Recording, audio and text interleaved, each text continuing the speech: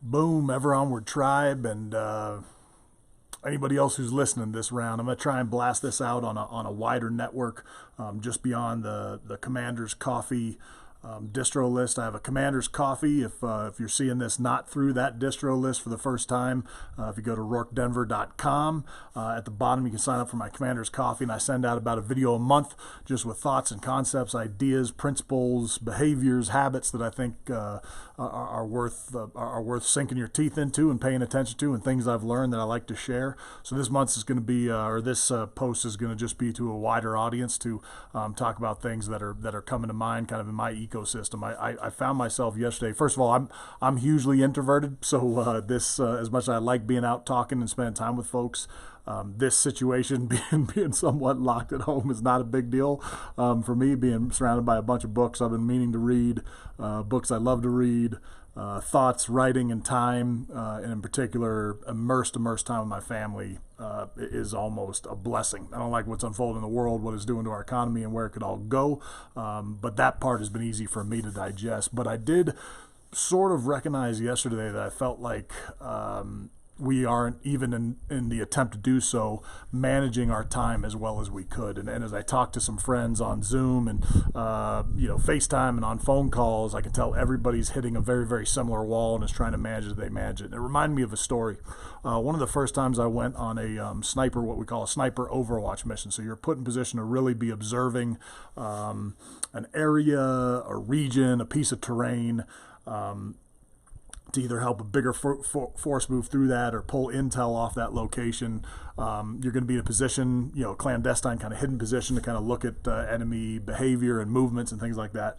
And so just to paint a very brief picture, because the story will take too long if I go all the way into the weeds, but we're looking at an enormous hillside. I mean, thousands, several kilometers, out from us and wide. And as the sun comes up in the morning, I'm in a four-man kind of sniper element team as the leader, and I've got my two snipers. One's a medic, a communicator. And my lead sniper, as soon as the sun comes up, just starts picking things off on this hillside. Hey, 900 yards over here, and that thick timber come down from that rock outcropping. I see a bunch of some goats and some goat herders over at the 11 o'clock position, probably 1,200 meters out. I think I see a cache or a resupply location where the bad guys can basically put water and ammunition and guns so they can move quickly through the mountains. And all these things are popping to the point where later in that day, he actually finds what we call 5 military age males, folks that would be combatants and that we could engage. We kind of asked higher authority if we can engage them. They said no. We called in some aircraft and ruined their day nonetheless. But we kind of come back to our base and our training our compound. I remember we're cleaning our weapons, reloading our gear. We always get that done right away so we're ready to go on the next mission. I turned to my sniper. I was like, God, I cannot understand how we're both looking through the exact same pair of binoculars. We're both looking at the same hillside, and I'm not seeing anything and you're seeing everything. And I'll never forget this. It was very early in my career when this happened, but my buddy said, well, let me ask you something, boss. Are you looking at everything? I said, yeah. He's like, you're looking at the whole hillside. I said, yeah, of course. He's like, well, if you look at the whole hillside, you're not going to see anything. You got to break it up into digestible chunks. You got to break it up into something that applies chaos or order to the chaos. So make a grid, make a pie chart, make something very, very specifically, burn in on individual locations, check them off, and then move on to the next one and start digesting it smaller chunks at a time. And then he said this singular line that I'll never forget. And he says, right as he's leaving the door, he says, boss, if you look at less, you'll see more.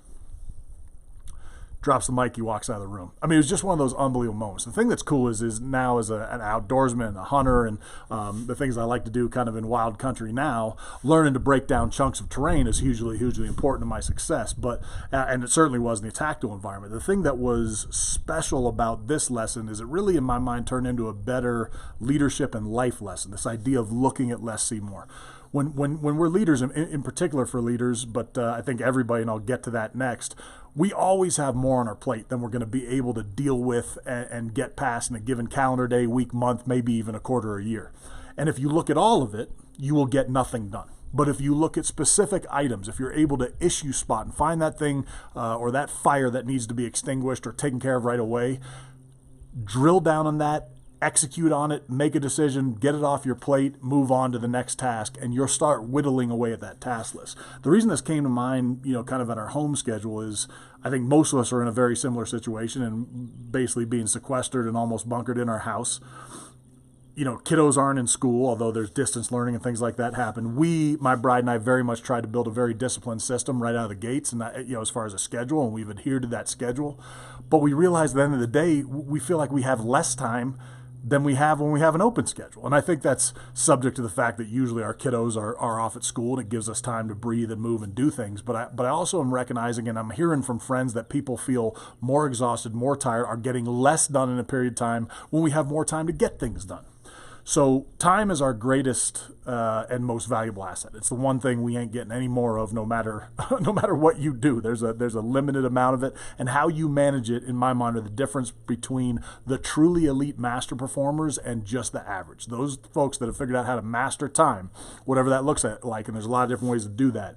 Those are the folks that really excel and get the most done. So in this time of seclusion and kind of withdrawing into your home and maybe spending time with family, be aware of how much is on your plate. Be aware of how much you're trying to look at, and maybe look at a little less. If you look at less, you'll see more. Ever onward.